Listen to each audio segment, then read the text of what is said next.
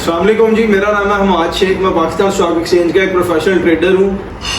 आप देख रहे हैं मेरा यूट्यूब चैनल जिसका URL है HAMMADSHEIK8641।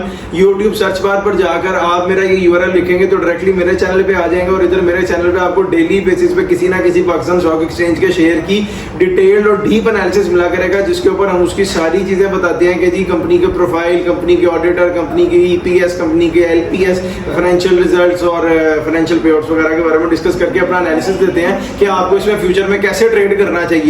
कल जिस शेयर के बारे में हमने अपना डीप एनालिसिस दिया था वो था BF बायोसाइंसेज लिमिटेड। अगर आप उसके ऊपर हमारा डीप एनालिसिस देखना चाहते हैं तो इसी वीडियो के कमेंट सेक्शन में मैं BF बायोसाइंसेज की वीडियो का जो लिंक है वो कमेंट सेक्शन में पिन कर दूंगा। कमेंट सेक्शन में आपको मिल जाएगा, उसको जाके देख लीजिएगा। आज जिस शेयर के बारे में हमने बात करनी है, ये मेरे एक भाई ने कल की वीडियो के नीचे कमेंट किया हुआ था कि जी इस शेयर के बारे में बताएं। अब इस शेयर को जैसे ही मैंने खोला तो मैं ये तो आपको बता दूं कि अभी हमारा सारा डीप एनालिसिस इस पर ही बनेगा, लेकिन ये आज का वॉल्यूम लीडर भी है, इसमें हाईएस्ट वॉल्यूम आज हिट भी हो रहा है और इसी के साथ साथ आज इसमें बात करने का मजा भी आएगा। जिस शेयर का मेरे भाई ने कल पूछा था और मैं अब आपको बता रहा हूँ, आज इस शेयर पे हमने टोटल अपना डीप एनालिसिस बनाना है और डिस्कशन करनी है, वो है जी केल लिमिटेड। केल इलेक्ट्रिक लिमिटेड कहते हैं इसको, के इलेक्ट्रिक लिमिटेड कहते हैं, जिसका सिंबल है केल इलेक्ट्रिक के बारे में अपने डीप एनालिसिस को स्टार्ट करते हैं और मैं आपको बताता हूँ केल इलेक्ट्रिक लिमिटेड के बारे में बात करते हैं और इसमें हम सारी चीजें डिस्कस करेंगे। कंपनी के ऑडिटर कौन है, कंपनी के फाइनेंशियल रिजल्ट्स क्या हैं, फाइनेंशियल पे आउट्स क्या हैं, कंपनी परफॉर्म कैसा करेगी फ्यूचर में, कंपनी के EPS क्या है, LPS क्या है और कंपनी के CEO कौन है, चेयरपर्सन कौन है, कंपनी सेक्रेटरी कौन है, कंपनी के टोटल शेयर्स कितने हैं। सारी डिस्कशन को स्टार्ट करते हैं कंपनी के मेन थीम से, मेन प्रोफाइल से। K electric limited was incorporated as a limited liability company on 13 September 1913 के अंडर के एक्ट के अंदर चल रही है, जो बाद में चेंज हो गया 1882 में अपडेट हुआ था। कंपनी का जो प्रिंसिपल एंगेजमेंट है, जो प्रिंसिपल बिजनेस है, वो है generation, transmission and distribution of electric energy to industrial and other consumers under the electricity act 1910 and NEPRA act 1947। यानी कंपनी का जो मेन काम है वो है पैदा करना बिजली, जनरेशन, ट्रांसमिशन देना और डिस्ट्रीब्यूट करना छोटे छोटे कंज्यूमर को और इंडस्ट्रियल एरियाज वगैरह को। लेकिन कंपनी सिर्फ वहीं पे अपनी बिजली वगैरह दे सकती है जहाँ के इनके पास लाइसेंस वगैरह हैं। ये हमारे सॉफ्टवेयर वगैरह हमें बता रहे हैं।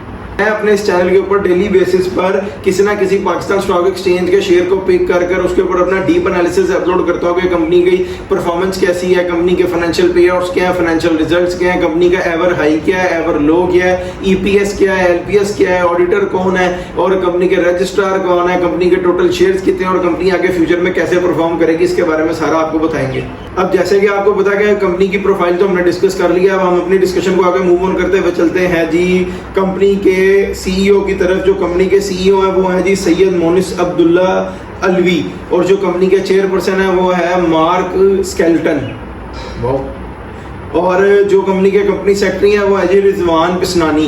कंपनी के ऑडिटर के बारे में बात करें तो कंपनी के जो ऑडिटर है वो है MSAF फर्गूसन एंड को चार्टर्ड अकाउंटेंट्स, टॉप फर्म है चार्टर्ड अकाउंटेंट्स की जो इनके ऑडिटर है और इसका मतलब बड़े अच्छे रिकॉर्ड्स वगैरह इनके मेंटेन होते होंगे। जो इनके रजिस्ट्रार है वो है जी CDC share register services limited, CDC house 99B block B SMCHS main Shahrah Faisal Karachi, यानी रजिस्ट्रार इनके कराची में है। और जो कंपनी का एड्रेस है वो है के electric house 39B sunset boulevard phase 2 defence housing authority Karachi Pakistan. इसका मतलब कंपनी ऑपरेटिंग भी कराची में से ही है। अब बात कर लेते हैं कंपनी के फिस्कल ईयर के बारे में। जो कंपनी का फिस्कल ईयर है वो जून ईयर एंडेड है। इसका मतलब या तो 3 क्वार्टर्स की तो कंफर्म मीटिंग अनाउंस हो गई होगी और 4th क्वार्टर की यानी फुल ईयर की या तो मीटिंग अनाउंस होने वाली होगी या हो चुकी होगी, वो आगे जाके फाइनेंशियल रिजल्ट्स में पता कर लगेगा। ये हो गई कंपनी का मेन थीम। उसके बाद कंपनी के सारे जो भी ऑडिटर, रजिस्ट्रार और एड्रेस वगैरह मैंने आपको बता दिया, फिस्कल ईयर बता दिया। अब चलते हैं कंपनी के शेयर प्रोफाइल की तरफ। कंपनी की जो शेयर प्रोफाइल है, कंपनी के जो शेयर्स हैं, टोटल शेयर्स हैं वो हैं जी 2.7 बिलियन और जो फ्री फ्लॉट में पड़े हुए हैं वो हैं जी अप्रॉक्सीमेटली 2 बिलियन तो हैं ही हैं फ्री फ्लॉट में, क्योंकि कंपनी की सिर्फ होल्डिंग जो है डायरेक्टर्स वगैरह के पास वो सिर्फ 10% की है। और मार्केट को कैप करने के लिए जो शेयर्स रिक्वायर्ड हैं वो हैं 20,38,133 शेयर्स। जैसा कि मैंने आपको बताया जो मार्केट कैप के लिए शेयर चाहिए वो हैं 20,38,133 यानी 20,38,100 33 शेयर्स की एक ही दिन में बाइंग हो जाएगी ट्रेड से निकलकर। तो केएल इलेक्ट्रिक जो लिमिटेड है ये अपनी अपर सीलिंग को टच करेगा और इसमें कोई भी सेलर नहीं बचेगा, सारे के सारे बायर होंगे। अब कंपनी की शेयर प्रोफाइल हमने डिस्कस कर लिया, अब आगे फर्दर ऑन अपने डिस्कशन को मूव करते हैं और आते हैं फाइनेंशियल रिजल्ट की तरफ।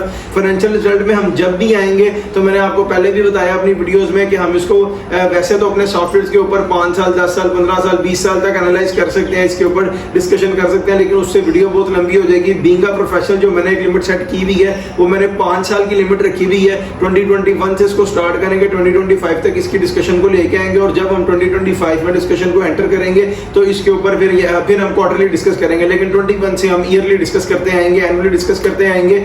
मैं आपको ये बता दूं कि ये जितना एनालिसिस और ये बल्कि डीप एनालिसिस जो मैं इसके ऊपर अपना बना रहा होता हूँ, ये मैं आप लोगों के लिए तो बना रहा होता हूँ, बेसिकली मैं अपने लिए बना रहा होता हूँ, क्योंकि इसी डीप एनालिसिस के ऊपर मैं अपना जो एक परसेप्शन बनाता हूँ, उसी के ऊपर मैं अपनी ट्रेड भी लगाता हूँ, उसी के ऊपर मैं इन्वेस्टमेंट भी करता हूँ, उसी के ऊपर मैं सेल वगैरह भी करता हूँ। अब डिस्कस कर लेते हैं फाइनेंशियल रिजल्ट्स 2021 से एनुअली को। 2021 का जो इसका रिजल्ट है वो EPS stands for earning per share, LPS stands for loss पर शेयर की। मैंने आपको बताया कि कंपनी की दो ही सूरतें होती हैं, अर्निंग होती है, लॉस होती है।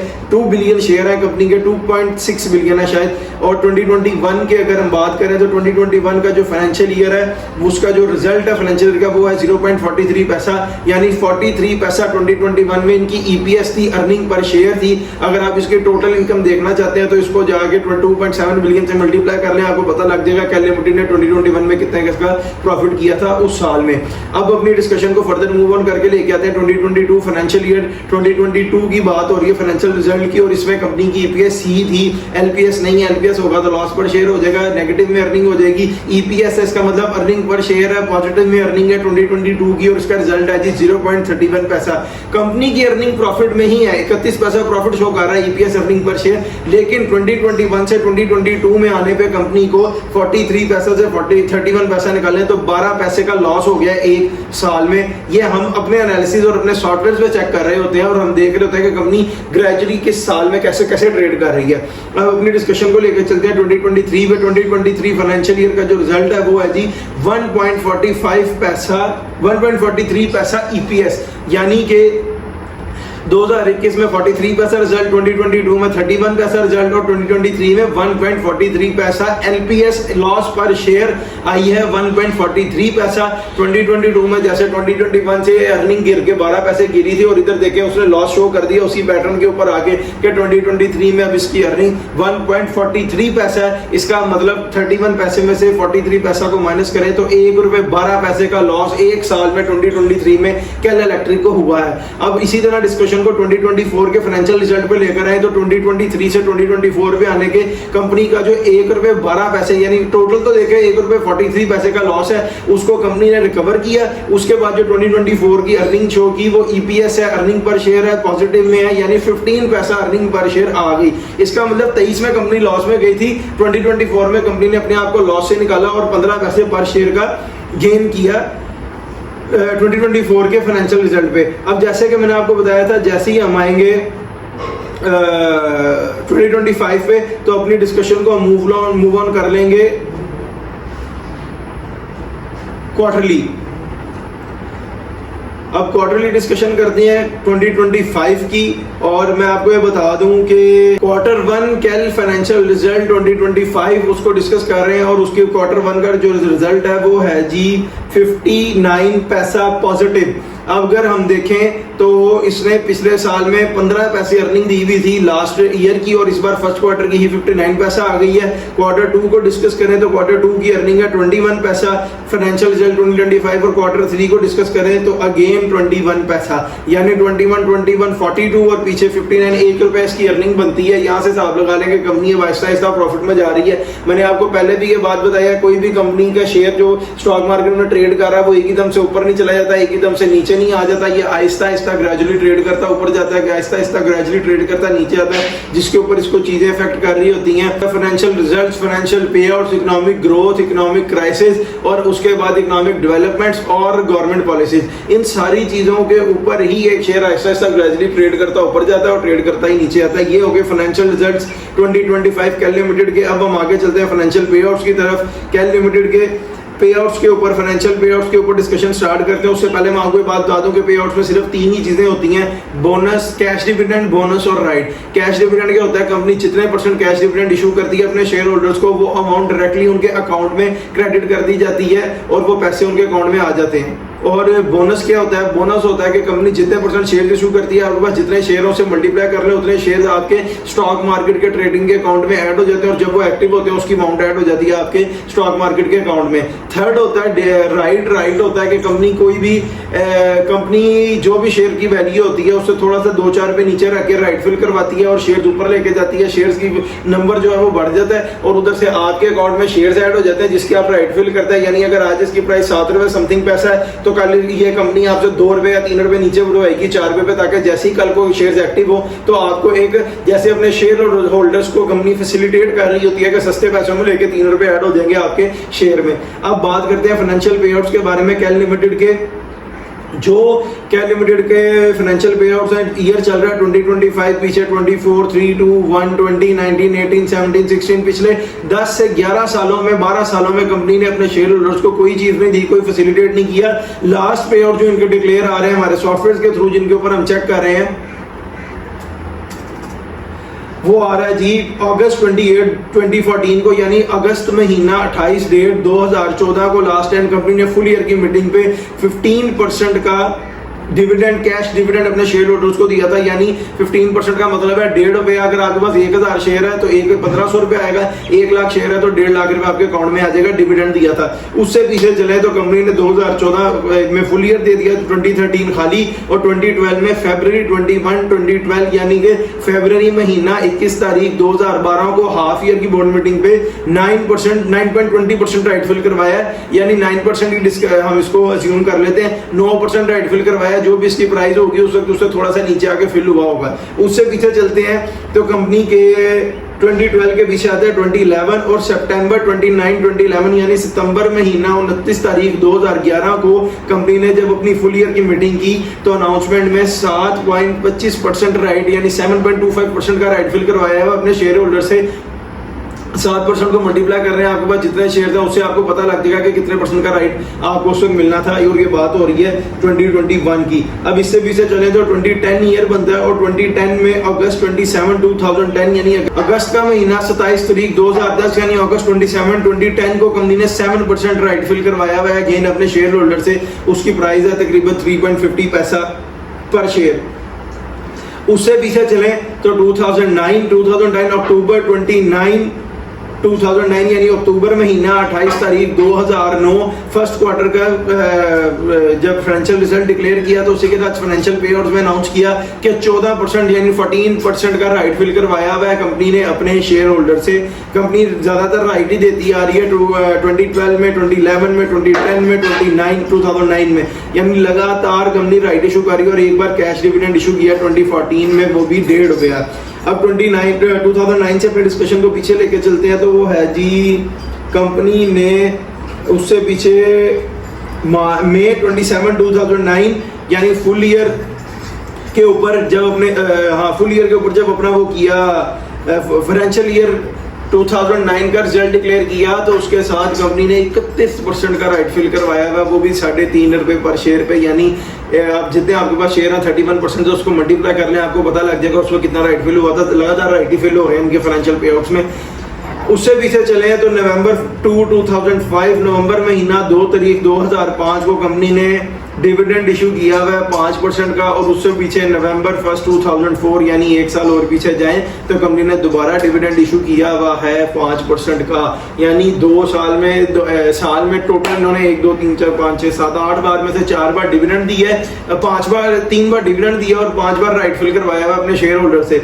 ये हो गई सारी डिस्कशन फाइनेंशियल पे आउट्स पे। अब अपने डिस्कशन को आगे मूव करते हैं और चलते हैं जी इस कंपनी के एवर हाई और एवर लो की तरफ। जब भी हम एवर हाई और एवर लो को डिस्कस करते हैं, वैसे तो जो हमारे सॉफ्टवेयर बताते हैं हम इसको 5 साल 10 साल 15 साल 20 साल के ऊपर डिस्कस कर सकते हैं, लेकिन बीइंग अ प्रोफेशनल मैंने एक लिमिट सेट की है जिस लिमिट के ऊपर मैं अपने डिस्कशन को एंड अप करके उसी एनालिसिस के ऊपर जो रिपोर्ट मेरी बनती है उसी के ऊपर अपनी इन्वेस्टमेंट भी करता हूं। तो मैंने आपको बताया कि मेरी जो एक लिमिट है वो 5 साल की है, मैं उसको 5 साल के ऊपर सेट करके डिस्कस करता हूँ एवर हाई को एवर लो को, और अपना एनालिसिस भी उस पर बिल्ड करता हूँ। लेकिन अगर आप चाहते हैं कि आप अपने किसी भी शेयर का या इसी शेयर का अपने किसी टाइम ड्यूरेशन में उसकी शेयर की प्राइस वैल्यू हमसे पूछना चाहते हैं, तो इस वीडियो के नीचे सिंपली कमेंट सेक्शन में जाके अपने शेयर का नाम या उसका सिंबल और उसका टाइम ड्यूरेशन कमेंट कर दीजिएगा। बदले में उसके रिप्लाई में मैं आपको रिप्लाई करूंगा और आपको बता दूंगा अपने सॉफ्टवेयर से चेक करके कि उस वक्त टाइम ड्यूरेशन में ये कितने पर ट्रेड करता था। अब बात कर रहे हैं कैन लिमिटेड के एवर हाई और एवर लो की, जो कि हम स्टार्ट करेंगे एवर लो से। और एवर लो जो कैल का है वो है जून 21 2023, यानी जून का महीना 21 तारीख 2023, और जून 21 2023 में इसने अपना जो एवर लो फिट किया वो है जी 1.57 पैसा। 1.57 का मतलब है 1 रुपये 57 पैसे का लो लगाया, और उस दिन इसमें जितने शेयर्स की ट्रेड हुई थी वो था जी 25,08,084 शेयर्स, यानी 25 लाख की जिक्र कर लें। 2.5 मिलियन शेयर्स की ट्रेड एक दिन में हुई थी, 25 लाख का वॉल्यूम हिट हुआ था, और 1 रुपये 57 पैसे का कैल ने लो लगाया था। उसके बाद अब डिस्कस कर लेते हैं इसके एवर हाई को। एवर हाई जो कैल का है वो है जी 7.38 पैसा, जो कि हिट हुआ है आज की डेट सितंबर 25 सितंबर 25 2025 को, यानी सितंबर महीना 25 तारीख 2025 को 7 रुपये 38 पैसे का कैल ने हाई लगाया है। और जो इसमें शेयर्स की ट्रेड हुई है वो हुई है जी 44 करोड़ 66 लाख एंड 54,000, यानी 44 करोड़ 66 लाख रुपए का वॉल्यूम हिट हुआ है। और शेयर ने जो अपना एवर हाई लगाया वो आ रहा है जी 7.38, 7 रुपये 38 पैसे का हाई फिट किया कैन इलेक्ट्रिक लिमिटेड ने। अब जो बात समझने की है वो ये देखें कि 2025 का सितंबर और 2023 का जून, 2 साल के अंदर अगर आपने 1 लाख शेयर पर रखे, एग्जांपल को सेट करके बताऊंगा तो लोगों को ज्यादा समझ आती है इसलिए बताता हूं। अगर आपने जून 21 2023 में 1 लाख शेयर खरीदे होते हैं 1,57,000 रुपए के कैल लिमिटेड के, तो वो उसी के बाद ये तो 738 है, लेकिन मैं उसके बाद बताता हूँ कि 1.57 के बाद इसने हिट की प्राइस अपनी उसी साल में नेक्स्ट ईयर में 6 रुपये 1 पैसे, यानी जून में प्राइस थी 1 रुपये 57 पैसे, जनवरी 2011 को प्राइस थी 6 रुपये 1 पैसे। और आप ये देखें कि 6 महीने के अंदर 1 रुपये 57 पैसे पर अगर आपने 1 लाख शेयर लिए होते तो वो आते 1,57,000 के, और आप उसको 4, 5, 6 महीने बाद जनवरी 11 2024 को बेचते 6 रुपये 1 पैसे पे, तो उसकी अमाउंट बनती तकरीबन 6,01,000, 6 लाख ज्यूम करें। आपका 1,57,000 लगाया हुआ 6 महीने के अंदर चेंज हो गया 6 लाख रुपए में। 6 लाख रुपए में से अगर आप अपनी कैपिटल अमाउंट निकालें जो आपने लगाई थी वो थी 1,57,000, पीछे बचा तकरीबन 4.5 लाख रुपया। आपकी 6 महीने की एवरेज 4.5 लाख रुपए आई। 4.5 लाख को अगर 6 महीने पर डिवाइड करें तो तकरीबन 8,540 आता है। 80,000 से 85,000 रुपए आपने 1 महीने का कमा लिया कैल इलेक्ट्रिक लिमिटेड में पाकिस्तान स्टॉक एक्सचेंज में इन्वेस्ट करके। अब जो बात मैं यहाँ पे बता रहा हूँ, कोई बंदा अगर कोई रेडी भी लगाए, वैसे तो कोई कारोबार नहीं हो सकता आपका, एक कारोबार करने के लिए आपको एक हैंडसम अमाउंट चाहिए होती है, लेकिन अगर कोई बंदा रेडी भी लगाए तो वो लगेगी 1,57,000, 1.5-2 लाख रुपए लग जाता है उस रेडी पे। रेडी लगा के क्या आप महीने का 85,000 रुपया कमा सकते हैं? मेरे ख्याल के मुताबिक नहीं कमा सकते। उसके बाद आप ये देखें कि आज के जमाने में जिस तरह मैं आपको बताता हूँ कि इनकम जो होती है वो सिर्फ हार्डवर्क से नहीं होती, स्मार्ट वर्क से भी होती है। आपको स्मार्ट वर्क को चूज करना पड़ेगा, उससे इनकम करनी पड़ेगी। जैसे कि आप देखें कैल लिमिटेड ने आपको 6 महीने में आपके 1.5 लाख को चेंज कर दिया 6 लाख में, और आपको 1 महीने का तकरीबन 80 से 85,000 रुपया कमा के भी दिया। पाकिस्तान स्टॉक एक्सचेंज के ऊपर अगर कोई भी बंदा देखे इन्वेस्टमेंट करता है, ये कोई क्रिप्टो नहीं है, ये बाइनरी नहीं है, ये बैटिंग ऐप नहीं है, ये जुआ नहीं है कि इसके ऊपर आपने अपना पैसा लगाया तो सारा पैसा लग गया, खत्म हो गया या हार गए। आप ये देखें कि एक ठेला लगा के आप 85,000 नहीं कमा सकते, लेकिन इधर 1,57,000 लगा के आप 6 लाख रुपया कमा सकते हैं। हैं। जिस तरह मैं आपको बता रहा हूँ, ये कोई इलीगल वेबसाइट नहीं है कि पाकिस्तान स्टॉक एक्सचेंज गवर्नमेंट की तरफ से एक लिस्टेड वेबसाइट, गवर्नमेंट की तरफ से एक रजिस्टर्ड वेबसाइट है जिसके ऊपर ये सारे शेयर्स गवर्नमेंट ने लिस्ट किए हुए हैं, अवेलेबल है ट्रेड के लिए, बाय के लिए, सेल के लिए। अगर इसमें से आप कोई भी प्रॉफिट गेन करते हैं, उसकी पूरी मनी ट्रेल बन रही होती है। अगर आपके पास प्रॉफिट आता है, उसका एक छोटे से अमाउंट टैक्स की गवर्नमेंट काटती है और वो आपकी व्हाइट मनी कंसीडर होती है। पाकिस्तान स्टॉक एक्सचेंज के ऊपर गवर्नमेंट का पूरा चेक एंड बैलेंस है, इसमें कोई ब्लैक मनी इन्वॉल्व नहीं होती, इसमें कोई दो नंबरी नहीं है, कोई क्रिप्टो नहीं है, बाइनरी नहीं है, बैटिंग ऐप नहीं है, कोई जुआ नहीं है। कल को कोई दारे आके आपको नहीं पकड़ेंगे कि पैसा कहां से बना। गवर्नमेंट के ऊपर सारी मनी ट्रेल है, इसके पास आपके पास पैसा होगा, व्हाइट मनी कंसीडर होगी, आप उससे प्रॉपर्टी लें, गाड़ी लें, आपको सारे बेनिफिट्स भी मिलेंगे व्हाइट मनी वाले।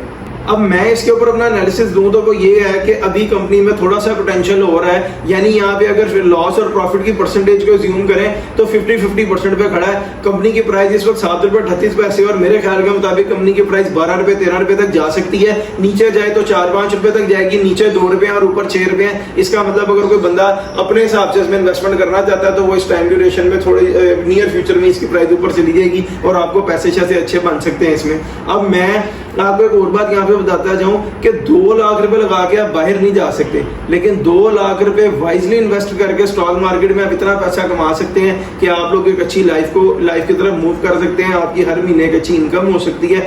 मैं ये सारी बातें जो आपको बता रहा हूं, इसका कतन तौर पर ये मकसद नहीं है कि मुझे आपसे कोई पैसा चाहिए या मुझे आपसे कोई इन्वेस्टमेंट चाहिए, या मैं आपको ये कहूं कि आप अपनी इन्वेस्टमेंट लेके मेरे पास है, मेरे पास साथ ट्रेड करें। आपको किसी के पास अपना पैसा लेके जाने की जरूरत नहीं है। अपने पैसे को आप अपने अकाउंट में रखें। हमें आपसे 1 रुपए की भी रिक्वायरमेंट नहीं है। Not a single penny required from your side. Allah का दिया हुआ मेरे पास सारा कुछ है, अल्लाह का शुक्र है, मुझे आपसे कुछ भी नहीं चाहिए। मैं सिर्फ आपको ये गाइड कर रहा हूं कि आप पाकिस्तान में रहते हुए भी एक अच्छी इन्वेस्टमेंट करके और अच्छे टाइम के ऊपर इन्वेस्टमेंट करके, बाइंग के टाइम के ऊपर बाइंग करके यहीं पर रहते हुए एक अच्छी लाइफ को अचीव कर सकते हैं। मेरे पास के सारा कुछ जो देख रहे हैं, मेरे ब्लॉग्स वगैरह भी आप लोग देखते हैं, चीजें नजर आती हैं। मैं आपके साथ अपने फिगर्स तो नहीं शेयर कर सकता, लेकिन मैं आपको ये बता सकता हूं कि मेरी इनकम का 50 to 60% मैं पाकिस्तान स्टॉक एक्सचेंज में से गेन करता हूं। क्या करता हूं? सिर्फ अपने सॉफ्टवेयर के ऊपर बनाए हुए